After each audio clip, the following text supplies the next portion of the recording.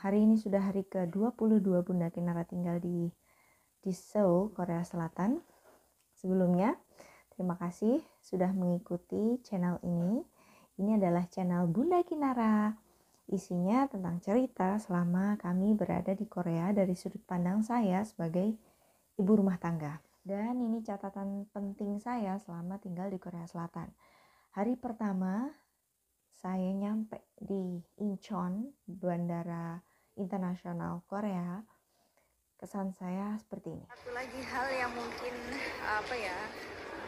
culture yang mengagetkan ya buat Bunkin sendiri adalah toiletnya itu nggak pakai air guys kalau pipis. Jadi kalau ke sini nih bawa aja botol air mineral buat kalian cebok. Gitu deh. Tips dari Bunda Kinara adalah kalau kalian berada di Korea, kemanapun usahakan bawa botol kosong untuk diisi air bersih supaya kalian bisa pakai untuk mensucikan ya atau cebok gitu di toilet manapun di Korea Selatan. Karena hanya di toilet di masjid atau yang berhubungan dengan masjid yang saya temui hanya di Masjid Itaewon saja yang menyediakan selang semprot gitu. Selain itu tidak. Jadi mereka hanya memakai tisu lalu ada tong sampah di dalam kamar mandi.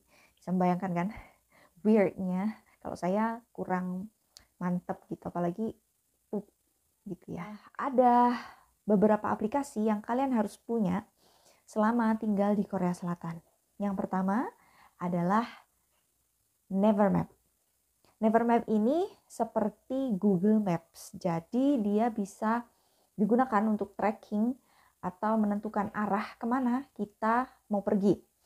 Kita mesti naik bus apa, kemudian naik bus atau naik kereta, seperti itu. Cara kerjanya hampir mirip seperti Google Maps. Aplikasi kedua adalah KakaoTalk. KakaoTalk ini seperti WhatsApp yang biasa kita gunakan, tapi untuk orang Korea sendiri mereka banyak menggunakan aplikasi mereka sendiri ya dalam hal ini KakaoTalk ya. Jadi di sini kalian akan dapat banyak kontak baru, teman baru, dan berkomunikasi dengan orang yang di Korea. Yang ketiga, aplikasi untuk membantu kita berkomunikasi. Saya pribadi tidak bisa berbahasa Korea. Jadi saya cukup terbantu dengan aplikasi Papago. Papago ini mentranslate bahasa Korea ke bahasa kita, bahasa Indonesia. Bisa juga ke bahasa Inggris, atau misalnya kita tinggal di Inggris ya Inggris Indonesia atau dimanapun itu, dengan bahasa sesuai tempat kita tinggal.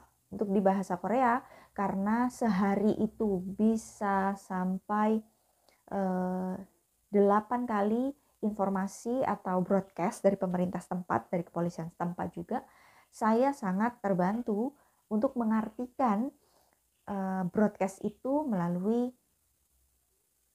Papago.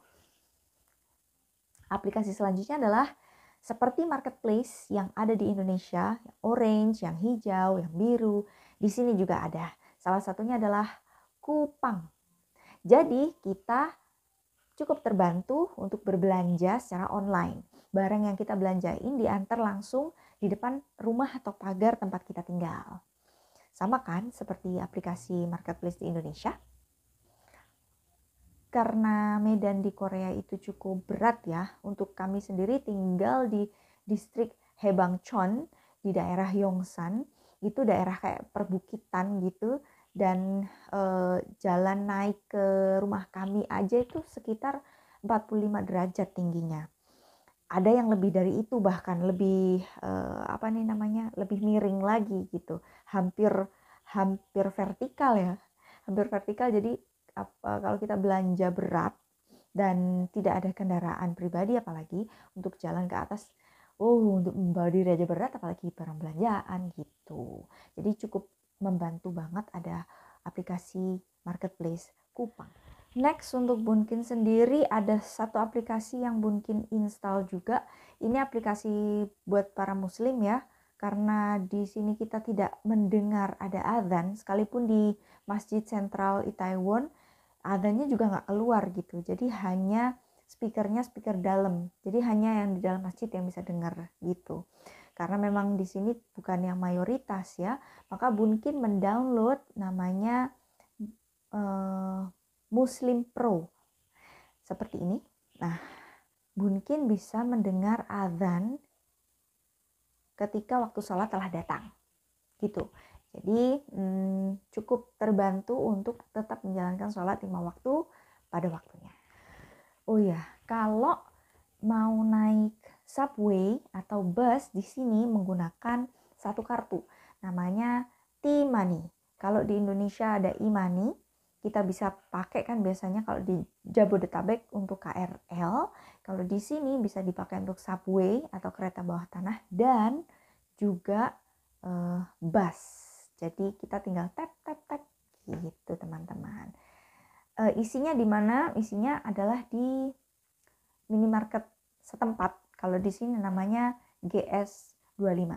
Itu salah satunya. Kita juga bisa isi di stasiun bawah tanah. Biasanya ada kayak mesin gitu ya untuk kita tap di sana. Gitu. Jangan lupa subscribe channel ini untuk mendukung video-video kami. 3, 2, 1, action! Semoga membantu teman-teman. Terima kasih telah menyaksikan video ini dan selamat berlibur atau bermukim di Korea Selatan. Tetap jadi muslim yang baik, muslimah yang baik. Wassalamualaikum warahmatullahi wabarakatuh. Sarang